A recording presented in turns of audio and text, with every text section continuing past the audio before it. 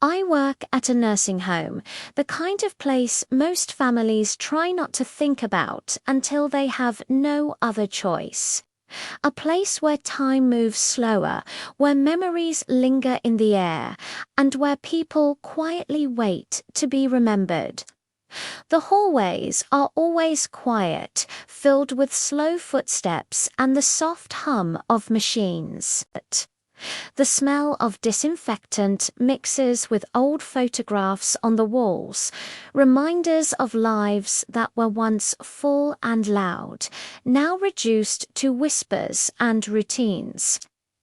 That afternoon, I was helping Mr. Harold back into his wheelchair after lunch. He was tired, moving slowly, his hands trembling slightly as I adjusted the blanket over his legs. That's when his family arrived. There were 3 of them, well-dressed, confident.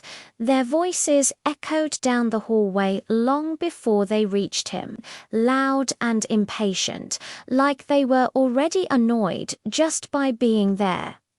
They barely looked at him when they walked in, barely acknowledged his presence, and they didn't look at me at all, as if I were part of the furniture, something useful but invisible. One of them sighed and said, "We don't understand why he still needs so much attention." Another laughed softly and added, "That's what these places are for. Someone else dealing with it." I kept my eyes down and continued my work. I've learned that when families feel guilty, they often take it out on the people who stay. As I adjusted Mr. Harold's blanket, his daughter finally looked at me and said, "Make sure you don't forget his medication this time." Her voice wasn't worried. It wasn't caring. It was sharp, like an accusation.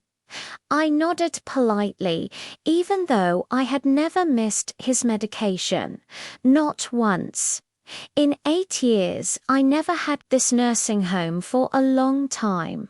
I bathe people who can no longer bathe themselves.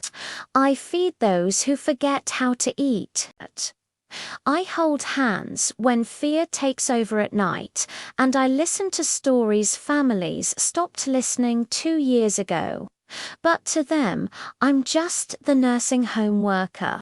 Later that day, the family gathered in the common room with the facility director. They wanted to talk about finances, room costs, medical care, and what could be reduced. What could be cut back.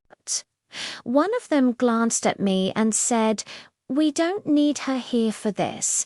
Like I wasn't standing right there.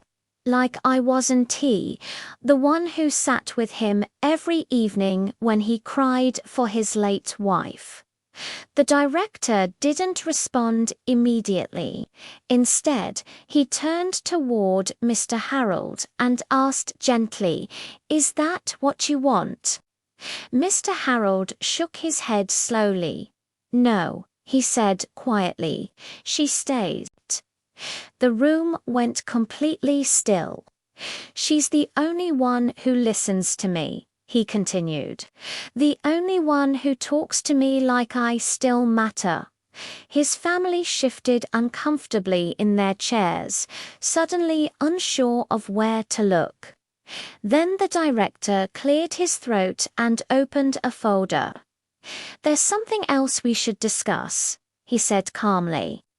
"Mr. Harold recently updated his will." All 3 of them straightened instantly. "He made his wishes very clear," the director continued, "about who truly cared for him during his final years." The silence grew heavy. I didn't leave my gratitude to those who visit out of obligation. Mr. Harold said softly, "I left it to those who were here every single day." They all looked at me. I felt my chest tighten. I asked that part of my estate go to the person who treated me with dignity. He said, "The person who made me feel human." His daughter scoffed, calling it ridiculous, but the director closed the folder gently. "It's final," he said. No one spoke after that. When they left, they didn't say goodbye to him. They didn't look at me. Mr. Harold reached for my hand and held it tightly. "Thank you," he whispered, "for seeing me." That night, I walked out of the nursing home exhausted, like I always do. My body was tired, my feet ached, but my heart felt lighter. I'm still a nursing home worker.